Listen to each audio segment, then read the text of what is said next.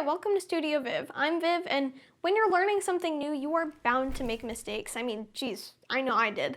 So today, I'm going to be talking about 3 of the most commonly made photography mistakes and how you can fix them.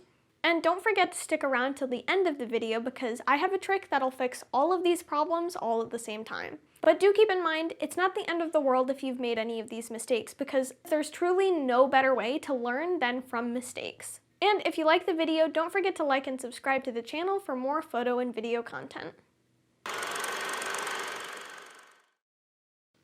So the first mistake a lot of beginner photographers make that I was absolutely guilty of, and that I honestly don't hear about that much, is over-editing. The amount of photos that I took that looked fine compositionally and needed minimal editing only to have me over-contrast and over-saturate them is more than I'm willing to admit. So there are a couple reasons this could happen. The first being is just not knowing when to stop. It's very easy to think, oh, just a little more contrast will look good, and then you adjust a little more to the point where your shadows are too dark and your highlights are as bright as the sun. Another reason over-editing can happen is simply looking at the photo you're editing for too long. This has more than likely happened to anyone who does any sort of editing. You're sitting there trying to make your photo perfect, making all the little tweaks to enhance it, and you've been editing for so long you can't even tell if what you're doing is making it look any better.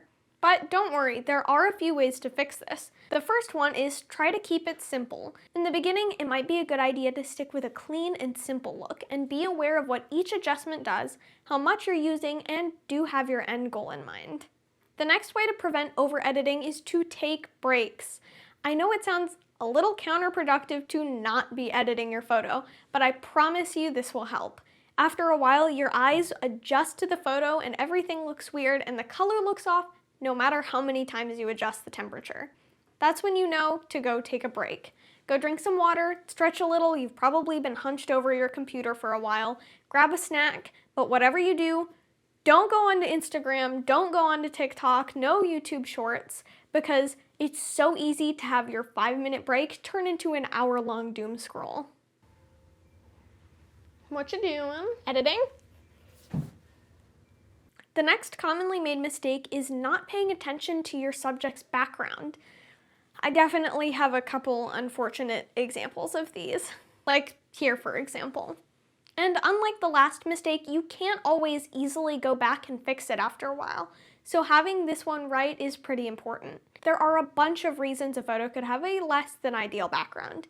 Sometimes you just don't have time to find a good background. You're in a hurry and you just want your shot quickly. In other scenarios, you don't really have a choice and you simply have to work with what's available.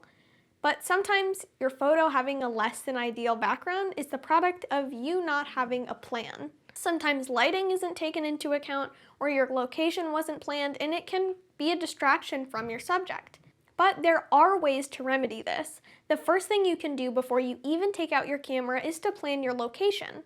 Try to find a place where you know you'll be able to work with your surroundings rather than having to constantly fight against them. Another thing that might help is changing your perspective. I know, just moving around a little might solve the problem. I mean, heck, even if your background is good in the first place, moving around and changing your angle is a good idea because you never know if you're gonna like the next shot better than the last one. And as much as you might not always be able to do this, you can always lower your aperture. By doing this, you create a more shallow depth of field so your background is less distracting. And if all else fails, there's always Photoshop. And finally, we have poor planning overall. Think of planning out your shoot like the foundation of a building. It's pretty difficult to have a stable building if it doesn't have a foundation. Similarly, it's very difficult to have any kind of successful shoot unless you know what to bring, what kind of shots you're getting, how much time you want to take, and other really important factors. I know it sounds so easy to just wing it, and in some circumstances that works, but I promise future you will thank you. First of all, it's very easy to waste both time and resources. I've done this very early on once where I was actually trying to do a photo shoot for a hairstylist because she wanted some footage for a social media ad, and I completely forgot to charge my camera's battery. There was a lot of wasted time and resources. I mean, hair color is not cheap. There was a lot of wasted time and resources, all because I didn't plan ahead by charging my camera's battery and making sure I had everything ready to go. There's also the chance of missed opportunities. Like, here's a scenario for you. Hey, look at that! You found someone to model for your shoot. Sounds great, right? Wrong. You didn't plan ahead and you forgot to check the weather and now it's raining, your model's soaked and unhappy, your camera has severe water damage, and you've been banned from ever touching a camera ever again in your entire life. I'm kidding, that's an exaggeration, but think about it. Had you hypothetically researched what the weather would be like on the hypothetical day, you wouldn't have lost the opportunity of having someone take the time to be the subject in your shoot, and would have had those photos in your portfolio. So the best way to fix poor planning is to sit down and first you make a checklist of all the equipment you need to bring so you don't forget anything. Make a list of shots you want. If you can draw, even better. It doesn't have to even be good. You just have to have a general idea of what you want. And if there are other people involved, make sure you check in with them and let them know where and when you're going to be shooting. Again, you will be so much happier with your final product if you plan ahead. And as promised, here's the tip that will solve all of these problems all at the same time. Going out and actually start shooting. The more you shoot, the more experience you have. By practicing in real-world settings, you're getting more comfortable, and as much as this video is about avoiding mistakes, making mistakes is pretty much inevitable, and it's good to consider them learning experiences. This also gives you a chance to get feedback from other photographers. I think it'd be pretty hard to get feedback on pictures that you haven't taken. And don't forget to let me know in the comments what's one thing you learned from this video, and let me know one mistake you made when beginning in photography.